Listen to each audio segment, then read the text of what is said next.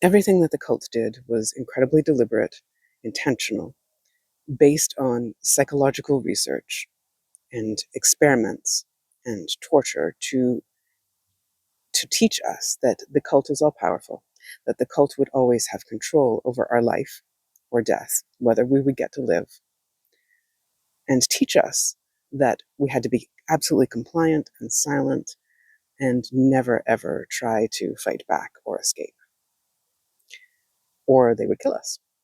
And they do this in many torture and abuse scenarios, including drugging us up so that we are paralyzed, can't move, having done something first to make us think that we're dead. And then because we can't move, we think we're dead.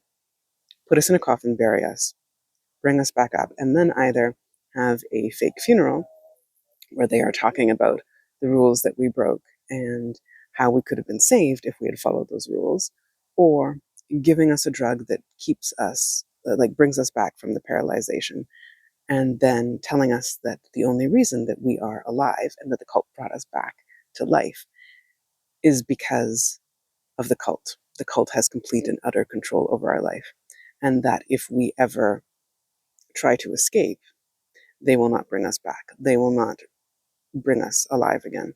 And they tell us the same kinds of messages when they shock our hearts, and they've shocked us so much that our hearts stop, and then they bring us back and they tell us those messages again.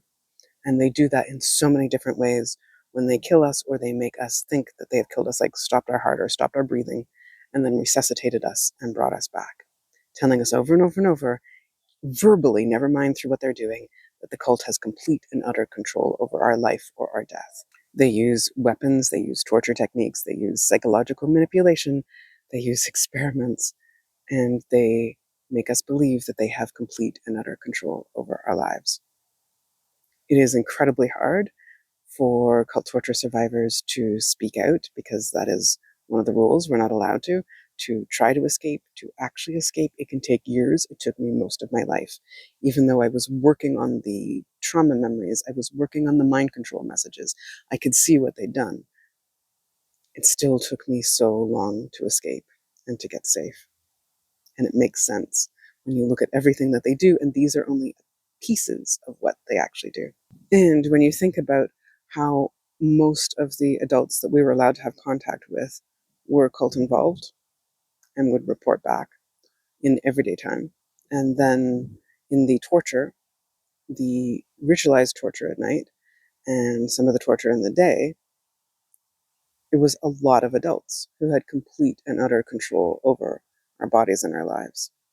And it is reinforced in so many ways that there's no escape, that there is only complete obedience, and that we cannot talk and we can't get help.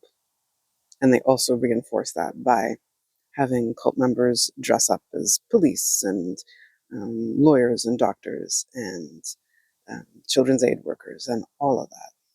But the cult lies. We can get safe.